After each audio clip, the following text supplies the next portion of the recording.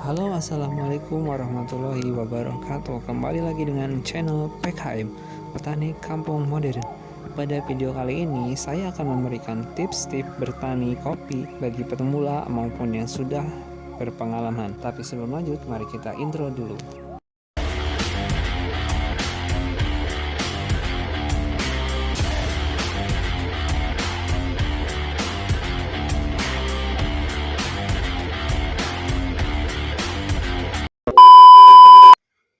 Pada dasarnya, pertanian kopi maupun pertanian yang lain yang ada di Indonesia, kebanyakan petani adalah petani otodidak, petani yang hanya mengandalkan ilmu turun-temurun, petani yang hanya mengandalkan ilmu itu saja. Masih sangat jarang sekali petani yang mau berubah menjadi bertani. Bertani itu dalam artian begini, kita mengembangkan ilmu-ilmu baru, pemupukan baru, bahkan kita bisa mengambil dari referensi penelitian, bahkan kita bisa meniru pertanian Brazil sebenarnya. Disinilah sebenarnya salah satu kelemahan pertanian yang ada di Indonesia. Banyak sekali petani yang hanya bertani itu-itu saja, bahkan ilmunya itu-itu saja. Tidak mau berani keluar dari zona nyaman untuk merubah ilmu pertanian, untuk belajar pertanian-pertanian baru, seperti halnya pertanian Vietnam, pertanian Brazil. Sebenarnya itu adalah ilmu-ilmu yang menurut saya baru. Mungkin kalau di tahun beberapa puluh tahun yang dulu, sebelum adanya namanya modernisasi dan digitalisasi, kita sebagai petani mungkin akan kesulitan, mungkin bahkan akan kesusahan untuk mencari ilmu-ilmu referensi, untuk mencari ilmu cara bagaimana kopi bisa seperti halnya Brazil. Tapi dengan sekarang, dengan adanya modernisasi ataupun digitalisasi, kita bisa mencari hal-hal tersebut bahkan hanya melalui smartphone. A few moments later.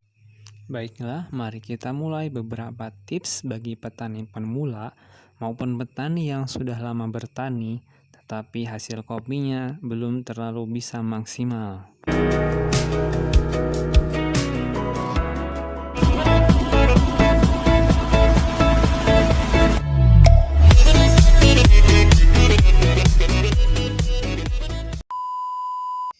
Tips yang pertama adalah kesuburan tanah. Kita harus mengetahui dulu kesuburan tanah yang ada di lahan pertanian kopi kita. Kesuburan tanah sangat jarang sekali diperhatikan oleh petani maupun pemula maupun petani yang sudah bertani berpuluh-puluh tahun. Padahal kesuburan tanah adalah ibarat rumah kita sendiri. Jika rumah kita rusak, apakah kita bakal betah tinggal di situ? Jika kita perhatikan, tanah yang subur tidak terlalu membutuhkan banyak yang namanya pupuk. Tapi, jika tanah yang rusak, pupuk sebanyak apapun, daya serap untuk pupuk tersebut akan sangat berkurang dan akan sangat sedikit sekali yang dapat diserap oleh tanaman kopi. Kalau saya biasanya menyebutnya adalah tanah beracun. Jadi, di sini kita bisa mempelajari namanya ilmu tanah.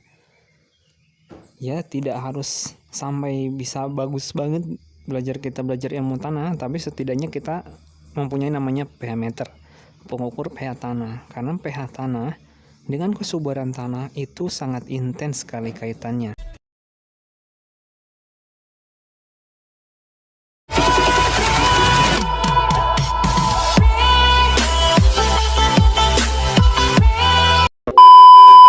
Kedua yang harus kita perhatikan adalah jumlah batang dan pembibitan. Kenapa jumlah batang harus kita perhatikan? Yang saya lihat pada kebun A dan kebun B, di kebun tanaman kopi yang ada di bawah bimbingan saya, ada satu kebun yang 1 hektar jumlah batangnya adalah 2.500 batang, dan ada kebun yang 1 hektar jumlahnya hanya kira-kira, dan saat dihitung jumlah kebun tersebut, satu batang hanya mencapai 1.500 sampai 1.600 batang. What the fuck? Intinya, jika kita ingin mendapatkan hasil 2 ton dengan jumlah batang tersebut, maka minimal untuk satu batang harus menghasilkan kopi sebanyak 1,8 sampai 2 kilo untuk mendapatkan 2 ton. Jadi, lebih mudah tanaman kopi yang 1 hektar adalah 2.000 batang sampai 2.500 batang. Karena dengan batang segitu, kita untuk mendapatkan 1 hektar 2 ton kopi tidak terlalu susah. Dan untuk pembibitan, diusahakan pembibitan jangan menggunakan cabutan. Lebih baik menggunakan pembibitan sendiri dengan menggunakan polybag. Karena cabutan banyak sekali resiko yang akan terjadi. Dan dari pertumbuhan pun sangat lebih cepat kopi yang kita polybag sendiri.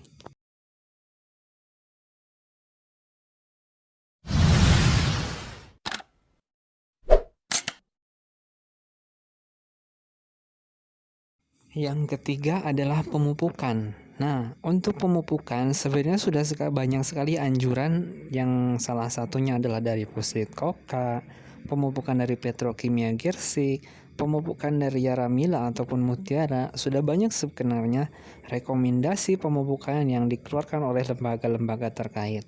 Tetapi bagi sebagian petani, penelitian ataupun ukuran pemupukan dari lembaga-lembaga tersebut membutuhkan modal yang tidak sedikit ataupun modal yang cukup banyak.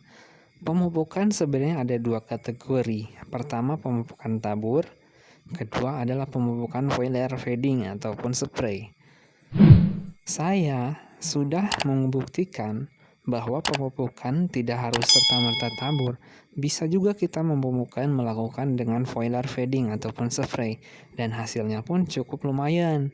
Tetapi petani yang saya bimbing, pemupukan dengan foliar feeding itu sangat jauh berbeda dengan pemupukan yang tabur, yang biasanya tabur hanya menggunakan NPK, tapi dalam pemupukan foliar feeding ataupun spray, saya menganjurkan petani untuk melakukan pemupukan lengkap dari pertama mikro, makro yang sangat lengkap, dan juga tidak lupa dengan yang namanya surfaktan.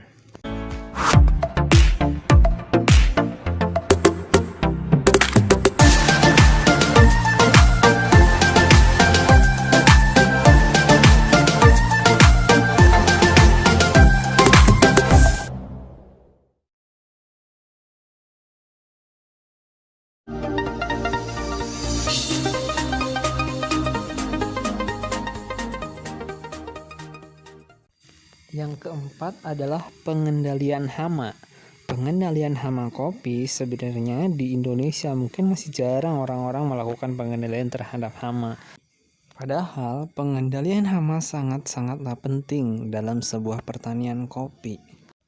Contohnya saja, hama kopi yakni PBKO ataupun Hippopotamus hampe itu bisa mengurangi hasil panen sampai 50 bahkan sampai 70%. Saya tidak mengerti kenapa di pertanian Indonesia masih sangat sekali jarang orang melakukan pengendalian hama. Padahal dengan kita melakukan pengendalian hama, kopi bisa berbuah dengan baik, dan dengan seperti itu kita dapat menghasilkan kopi yang cukup memuaskan. Oke, sekian dulu untuk video kali ini. Jika teman-teman suka dengan video ini, jangan lupa like, comment, and subscribe, karena subscribe itu gratis.